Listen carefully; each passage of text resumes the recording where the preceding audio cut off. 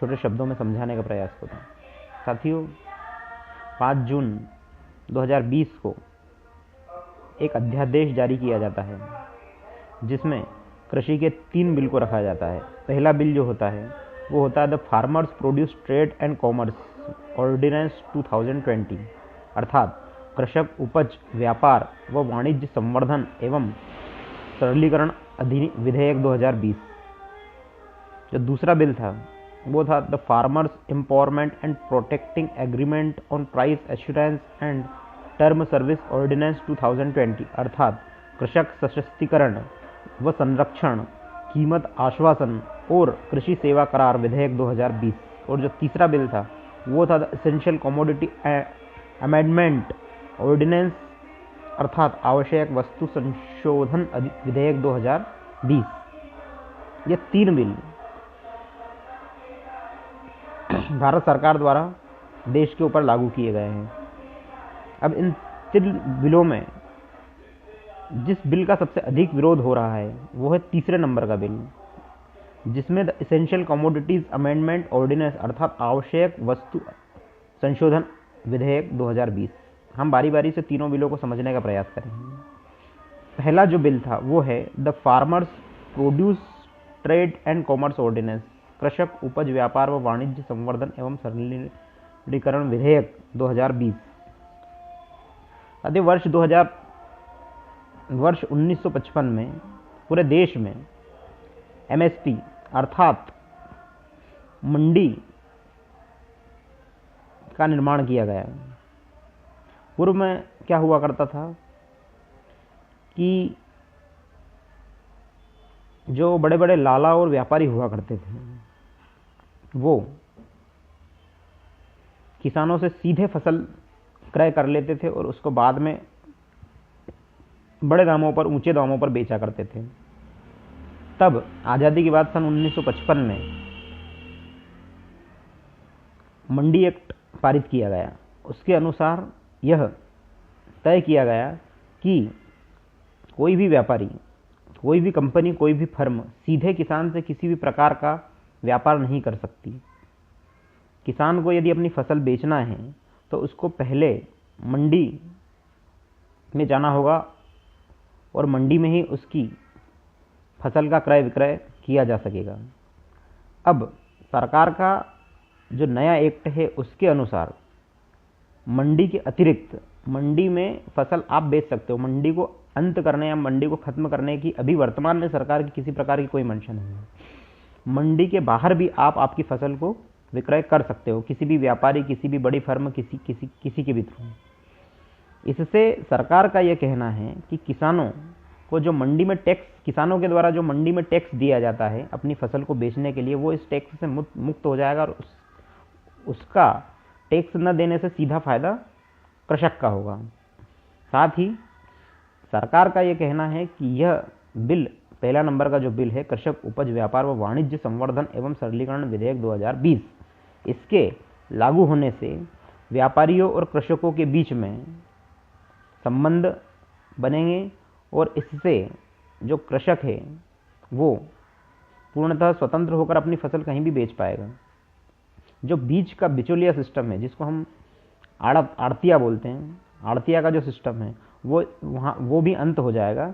और जो बिचौलिए है, जो बीच में व्यापारियों, जो बड़ी फर्म हैं जो ओरिजिनल में प्रोडक्ट बनाती है, मतलब अनाज यदि लेने के बाद में यदि सोयाबीन है तो सोयाबीन व्यापारी खरीदता है और व्यापारी बड़ी बड़ी फर्म को सोयाबीन उपलब्ध कराता है। तो बीच का जो व्यापारी है अर्थात बिचौलिया जिसे हम बोलते हैं शब्दों में, या आड़तिया जो बोलते हैं, वो समाप्त हो जाएगा। इससे सीधे तौर पर कृषकों को फायदा होगा।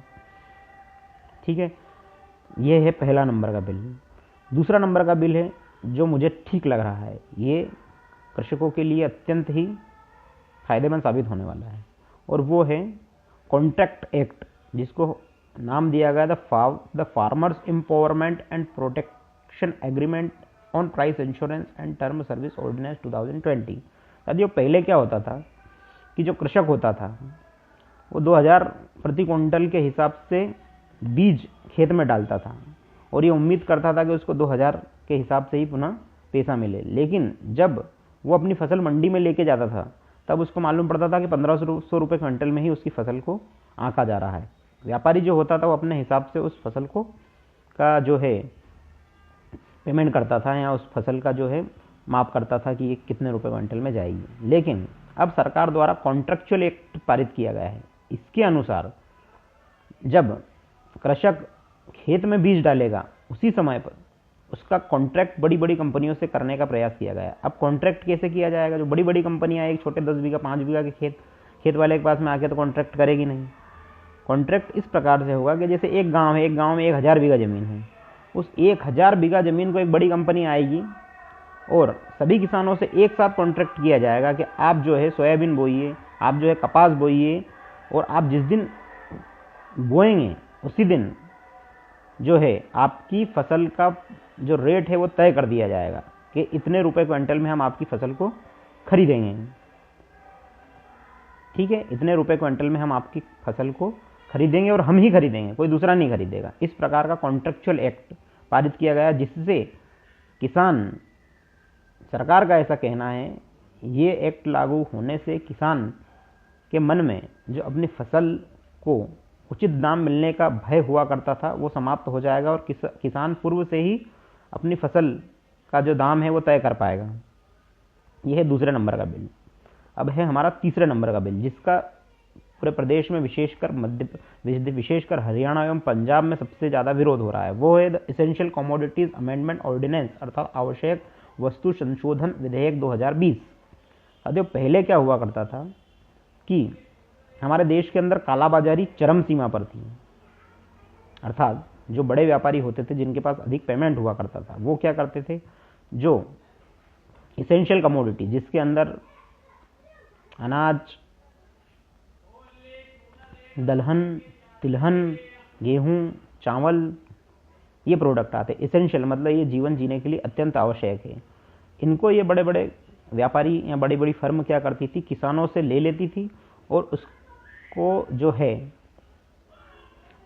बड़े बड़े गोदामों में पैक कर देती थी। इससे क्या होता था कि मार्केट में उस प्रोडक्ट की कमी आती थी, और जब प्रोडक्ट की कमी आती थी तब भाव में ऑटोमेटिक उछाल हुआ करता था, और जब मार्केट में भाव का उछाल आता तब वो व्यापारी धीरे धीरे करके अपनी जो प्रोडक्ट है, जो उसने किसानों से पूर्व में सस्ते दाम पर खरीद लिया है, उसको मार्केट में खपाता था। इससे सीधे तौर पर बड़ी बड़ी फर्म और बड़े बड़े व्यापारियों का लाभ होता था। इस चीज से बचने के लिए सरकार द्वारा दी कमोडिटी एक्ट पारित किया गया। उस एक्ट के अनुसार कोई भी बड़ी फर्म या बड़ा व्यापारी बिना सरकार की इजाजत के किसी भी प्रकार के प्रोडक्ट जो इसेंशियल कमोडिटी में आते हैं उसको गोदाम में भर के नहीं रख सकता। इसी को हम कालाबाजारी कहते थे। ये एक्ट पूर्व की सरकारों द्वारा लागू किया गया था, किंतु वर्तमान में जो तीसरे नंबर का कृषि बिल है उसमें बदलाव कर दिया गया है। अब जो नया बिल है उसके अनुसार कोई भी व्यापारी एसेंशियल कमोडिटी अमेंडमेंट एक्ट के थ्रू कितना भी माल अपने गोदाम में रख सकता है। ठीक है, कितना भी माल कोई भी व्यापारी अपने गोदाम में रख सकता है। उसको कोई ये नहीं कहेगा कि तूने ये गोदाम में इतना ज़्यादा जो माल है वो सर्व क्यों कर रखा है, क्यों बचा रखा है। इसके पीछे भारत सरकार का ये तर्क है कि वर्तमान में देश के अंदर एसेंशियल जो कमोडिटी है उसका प्रोडक्ट अधिक है, उसका प्रोडक्ट हमारी डिमांड से अधिक है, मतलब जितना देश को आवश्यकता है उससे अधिक हम प्रोडक्ट कर रहे हैं। इसलिए वर्तमान में the essential commodity amendment act की देश के अंदर कोई आवश्यकता नहीं है। भारत सरकार द्वारा बड़े बड़े फर्म और बड़े बड़े व्यापारियों को यह फ्री कर दिया गया है कि आप जितना चाहे उतना अनाज, गेहूं, तिलहन, दलहन इस प्रकार का भंडारण अपने गोदाम में कर सकते हैं। केवल और केवल युद्ध काल में और महामारी के काल में सरकार चाहे तो इसके ऊपर बैन लगा सकती है। साथियों, 3 बिल हैं जो भारत सरकार द्वारा देश में वर्तमान में लागू किए गए हैं, जिसका इतना हो हल्ला देश के अंदर हो रहा है। मेरा इन तीनों बिल का किसी प्रकार से पक्ष या विपक्ष की ओर से मैं नहीं बोल रहा था। मेरा केवल और केवल प्रयास ये था कि मैं इन तीनों बिलों को आपके सामने रखूं। अब ये आपकी जिम्मेदारी है और अब आपकी सोच है, आप इसको कृषकों के हित में मानते हैं या अहित में मानते हैं। धन्यवाद। जय हिंद, जय भारत।